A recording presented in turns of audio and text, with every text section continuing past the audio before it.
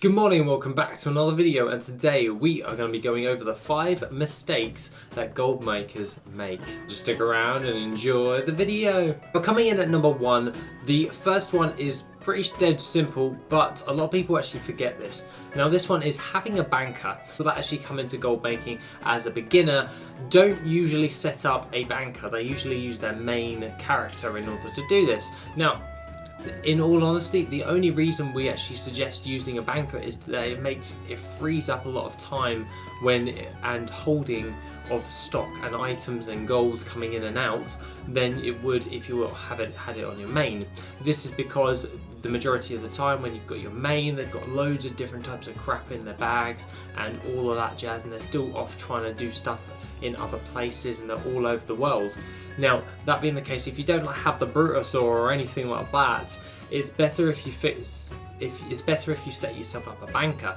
Now that is because they can be parked in a capital city in which all they are there to do is to gather your stock up into one specific character, then post those to the auction house, and then go and collect the mail and then repost, and then any additional gold you can send over to your main if you so wished. Now this just makes everything a hell of a lot more easier, and you have a primary character, so when you're on all of your other characters you can send them and funnel them directly over to your banker, which makes it a hell of a lot easier when posting stuff to the auction house, as it's all on one character instead of all of the others. Now a lot of people do use their main character for this, and overall I've just stated your main character is usually here, there and everywhere at all the one times and can't consistently check the auction house and do that all the time, because you could be somewhere completely off in the world doing something else and you don't have a character that is specifically there for auctioning. That is why we would suggest using a banker. Now coming in at number 2 is not expanding. Now let me elaborate on this. Not expanding, so to speak, means that you are not diversifying your market. So say you just farmed Cinderbloom and that's all you ever farmed up. Now you can actually make more gold in the long run if you diversified in what you're actually trying to basically sell, because you could farm up thousands upon thousands of Cinderbloom, but the current market probably wouldn't actually sell that frequently.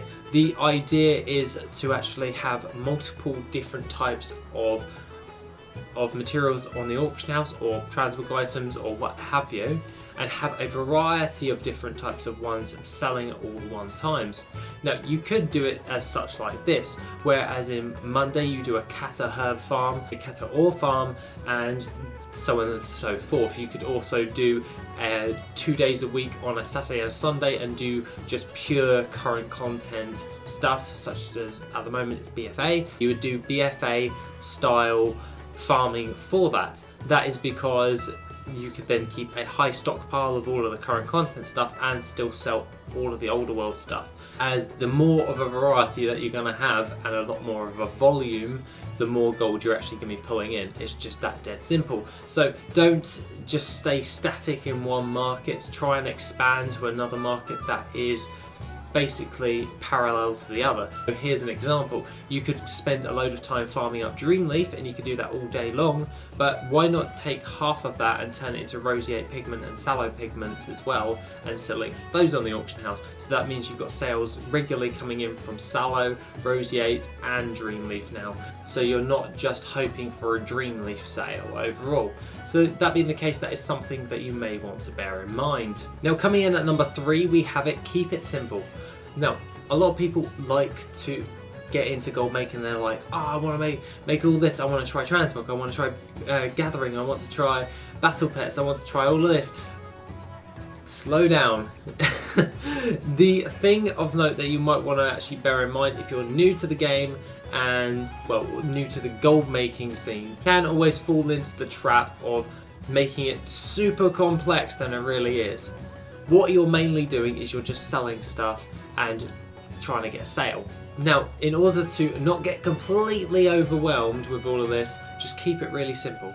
Like, I'm just going to be doing gathering farms, or I'm just focusing on transmog.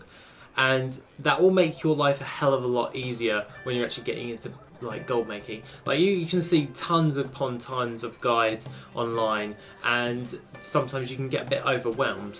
What I would recommend is by keeping it simple to one type of market. So as well as expanding in that market, like we just stated before, you could stick to just gathering, or you can make it even more simple and just be I'm just going to do herbs. I'm just farming herbs, that's it. And throughout the week, I'm just going to do a different herb farm every day. And you'll make regular gold. The trap that most new gold makers fall into is they want to try everything and they wonder why they're not getting sales. And that is because they are overcomplicating it for themselves. So much as like with the transmog market, they could have like a few hundred items on the auction house and they're like, oh, transmog doesn't sell. That is because you haven't stuck to it fully. Yeah, you need at least like 2,000 items to get like regular gold with transmog. So you really need to put in the upfront work before you start seeing a return. Same goes with like battle pets. You're going to need a massive stockpile in order to start pulling in regular gold with battle pets. And that's something you may want to bear in mind right there. Now take for instance, I'm doing transmog at the moment. I'm only just hit 700 items on transmog items. Am I going to get regular sales? No, not really. And I'm on a Hypop server which sells quite a lot of transmog. Yeah, it's one of those things where you're going to need to win with volume with that. So keeping it simple and not overcomplicating it with yourself is something that you may want to bear in mind. Coming in at number 4 is overanalyzing. Now, I know a lot of people who get into gold making, they overanalyze the crap out of stuff. That means like you will go on the Undermine journal and you'll look at all of the graphs and be like, if I do this and I sell that there, we can maximize the amount of gold, and like super get into depth with all the statistics and everything. You really don't need to do that. The core essence of being a new gold maker is trying to actually just make some gold in the first place. You really do not need to get that in depth when you're just getting started, because the majority of the time you don't even know your market, so why are you trying to analyze it like super complex? Over analysis, you can spend like a good couple of hours, and I've done this myself where I've spent a couple of hours just researching a market, but I've not actually done any farming on that market.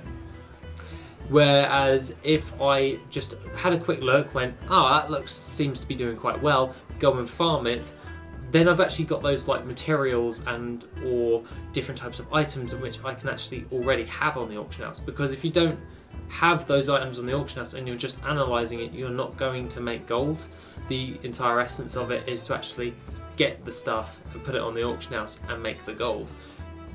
People fall into this trap all the time where they overanalyze something like super in depth, and really you don't need to do that. You just need to go, right, this is the farm that I'm doing, I'm going to go farm it. Even if you're going to make 10,000 gold per hour, you're better off just farming up that 10,000 gold an hour instead of looking at the market and being like, I'm going to sell that on Tuesday as it sells more frequently for a 50 gold uptick. Whereas you could spend like 2 hours looking at this, or even like an hour looking at it, when you could have used that hour to just go and farm it and see if it was actually worth it.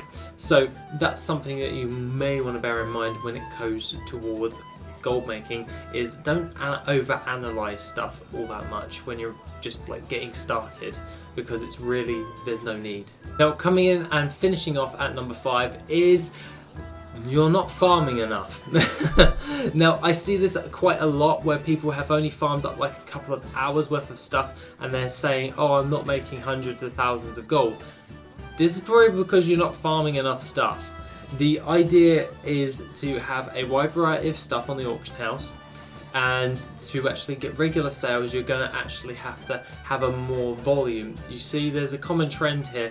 Keep it simple, have a high volume of items and you'll make gold. It's really that dead simple. The common trap that most people fall into is they will do like 3 hours of one specific thing and then they'll post those on the auction house, and overall and ultimately they go after like a day and it hasn't sold, they'll just be like, I'm not making any gold, this sucks. This is probably because you haven't farmed enough varieties before you can actually start getting your regular gold. Now, this is a hell of a lot easier when it comes to gathering materials, so this is a very good market to get into, just starting off. That's why it's always recommended. But if you were to pick something else like transmog or something, and you've only got like 400, 600 items on the auction house and you're not making regular gold, there is a reason for that. You just don't have enough. So you need to do a lot more farming, is what I'm going to leave it at. Now, that being the case, that is 5 mistakes new gold makers make when it comes to gold farming and gold making in general. Have an awesome rest of the day, guys, and I shall see you in the next video, which will be tomorrow.